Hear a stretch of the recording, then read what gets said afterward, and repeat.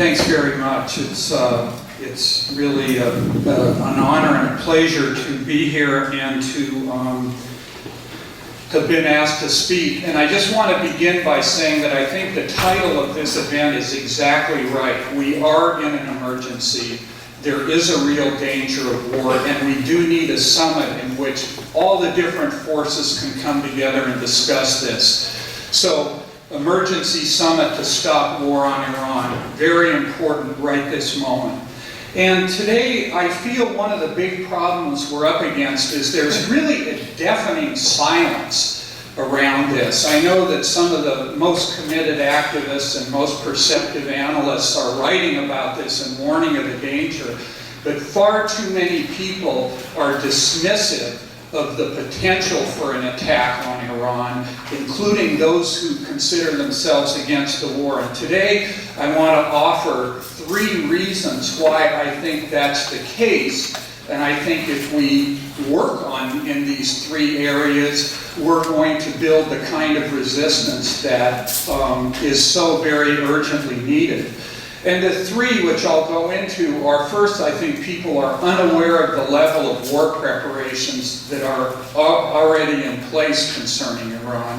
Secondly, I think people don't understand or actually refuse to understand in some cases the logic of why Bush would possibly attack Iran. And third, I don't think people understand or have confronted what it will take to stop this Bush juggernaut of war and repression. Let's talk just for a moment about the state of war preparations. I'm not going to try to give an exhaustive discussion of this, but just some highlights. They are at a very high level. The U.S. now has 2 aircraft carrier groups in Iran, and remember that according to all the reports we're reading, the attack on Iran, if it does come, would be an air assault by and large. I mean, I've also heard speculation about an invasion of Khuzestan in the south, but the bulk of this would be an air attack, and they've got 2 carriers off the coast of Iran, and supposedly 2 more are going to replace those 2. And Seymour Hersh is writing in his latest article that the fear in the military is that when the 2 come to replace, the 2 to be replaced would not leave, giving the U.S. 4 aircraft carriers in the region and its enormous destructive power. And he sums up that the military people are telling him it's possible that U.S. contingency plans for war could be implemented as early as this spring. And let's not forget that the Bush administration has repeatedly told us that no option is off the table, and we do have to understand that to mean the potential, even perhaps not in the initial wave of attacks, but the potential for the use of tactical nuclear weapons, bringing untold destruction on the people of Iran. The other thing that Hersh reported was that the United States, Bush has ordered the Joint Chiefs of Staff to form a special task force that would be able to implement any order he gave for war within 24 hours. And all of this follows nearly a year of shift in focus of U.S. strategy and U.S. policy towards Iran, and I'll discuss this in a moment, that has included intensified economic pressure, a stepped-up diplomatic offensive, covert operations within Iran, and very provocative hair-trigger kinds of orders such as shoot-to-kill orders against Iranians deemed to be involved in attacks on American forces. And of course, in the fog of war, who's to say who's actually doing any of this? And of course, we can talk about the pretext that the Bush administration, in terms of blaming Iran for the roadside bombs, which makes very little sense, and there's no real proof of in any way, shape, or form.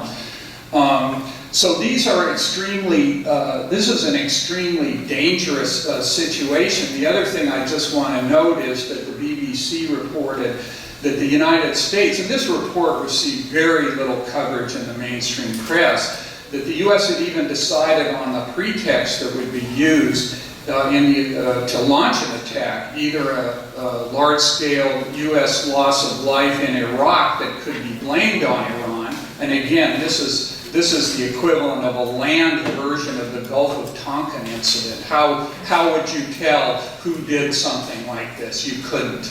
And the other is that Iran had a nuclear device, and as Sam Gardner pointed out on Democracy Now!, Bush has been very careful to say that he considers Iran having a nuclear device when it has the knowledge to have a nuclear device. Well, how do you measure that? So this is a very, very dangerous situation. But I think the other thing, and I just want to mention, there are recent diplomatic moves. I believe a conference is beginning in Iraq today, I believe, in which the United States will be at the same table with Iran. But I just want to mention, obviously I'm not trying to make hard and fast predictions here, but we have to understand that diplomatic initiatives are always part of war preparations. They're an essential part to convince your population that you have gone the last mile for peace and it's the other person that just refuses to see reason. And let's not forget that last May, Rice announced a whole new diplomatic initiative. For the first time in 25 years, the U.S. would sit down with Iran, and we've seen nothing but escalation ever since.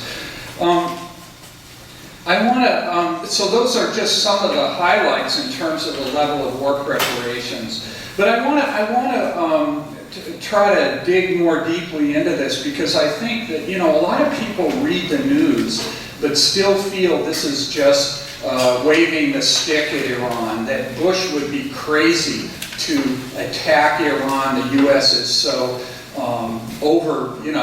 overcommitted and bogged down in Iraq that it couldn't possibly do that. Now, again, things are in a lot of flux and turmoil, but I think the odds are very great that if not immediately, there will be conflict. And I think that for three different reasons, and I'm going to be,